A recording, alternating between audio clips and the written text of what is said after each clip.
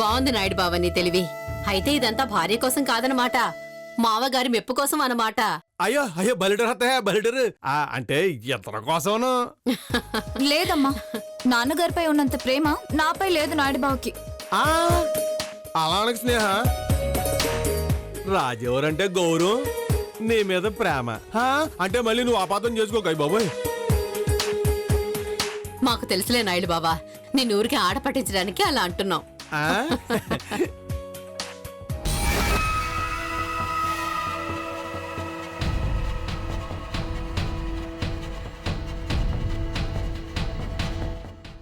చూసావటే, పుల్లనివి కావాలి అని అది అడిగింది, వీడు తెచ్చాడు. దానర్థం అది కడుపుతో ఉందనేగా. అలా ఎలా నిర్ధారిస్తావమ్మా? ఇప్పుడు నాకు కూడా మామిడి పళ్ళు తినాలనుంది. ఇది మామిడి పళ్ళ సీజనే కదా. నీ మొహం. నీ కోరిక వేరు, దాని కోరిక వేరు. అది తల్లి కాబోతుందని ఇప్పుడే నిరూపిస్తాను. రా వెళ్దాం. ఎన్నాళ్ళకి మళ్ళీ ఇంట్లో నవ్వులు చూశాను. ఈ ఆనందం కలకాలం ఉండాలి. మీరిలాగే మనస్ఫూర్తిగా నవ్వుతూ ఉండాలి. మేము అలా ఉండాలి అంటే మీరు మమ్మల్ని మా అలా వదిలేయాలి. అల్లుడి గారికి ఒళ్ళంతా చమత్కారమేనే. చమత్కారమా చెమటకారమా? స్నేహ, మా బంధువులేదో గుడికెళ్లారట. అక్కడి ప్రసాదం పెట్టారట. ఇవి తింటే మంచిదట. తినమ్మా, తిను.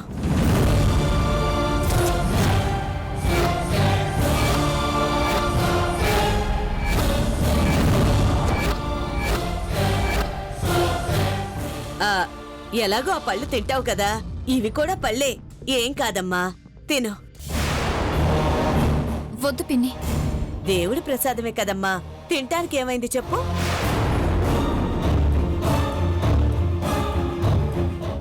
తినను అంటోంది కదా, ఎందుకు బలవంతం చేస్తారు? నేనేమైనా తినకుండా పెడుతున్నానా? లేక స్నేహకి ఇలాంటివి తినకుండా పరిస్థితి ఏమన్నా వచ్చిందా?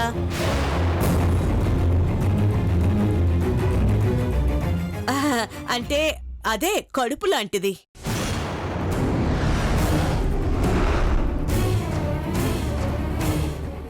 బొప్పాయి, పనసపండు లాంటివి తింటే కడుపుతో ఉన్న వాళ్ళ కడుపు పోతుంది కదా. స్నేహకు అలాంటివేం లేవు కదా.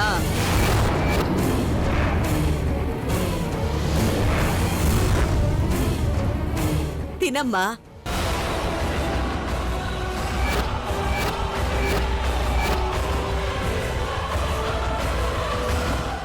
తిను, తినమ్మా.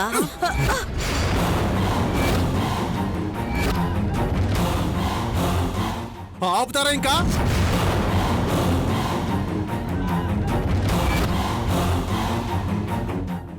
ఏమైంది అల్లుడి గారు? ఎందుకంత సీరియస్ అవుతున్నారు? గుళ్ళో ప్రసాదం అంటే ఏ లడ్డూనో పులిహోర పెడతారు, అంతేగాని ఇలా పనస పళ్ళు పైనాపిల్ పెట్టరు. నువ్వు ఇంకేమన్నా చెప్పాలా? ఇంకేమన్నా అబద్ధం చెప్పాలనుకుంటే చెప్పేయి. నేను చూడాలనుకుంటున్నాను నన్ను మోసం చేయడానికి నువ్వు ఎంత నీచానికి దిగజారగలవు అని. ఎందుకు ఆలియా, ఎందుకు నువ్వు ఇలా చేసావు? నీకు తెలుసు కదా, నానమ్మ తర్వాత నీ ఒక్కదానిని కదా నేను పూర్తిగా నమ్మేది.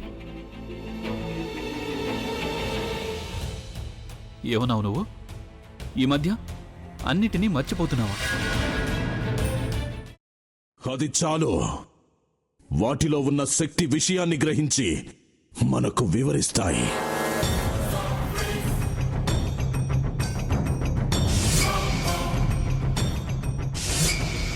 ఎవరు ఆ దండ విప్పొద్దు, గది తలుపులు తెరవద్దు.